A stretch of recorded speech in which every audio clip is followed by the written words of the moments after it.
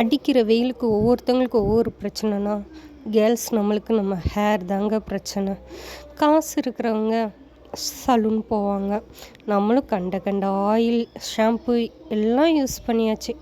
அப்போது நம்மளோட hair fall நம்மளை வச்சு செய்யுது. என்ன பண்ணுன்னு யோசிக்கும் போது தான் நமக்கு நம்ம வீட்டிலே இருக்கிற ஆயில்ஸ் எல்லாம் ஞாபகம் வந்துச்சு.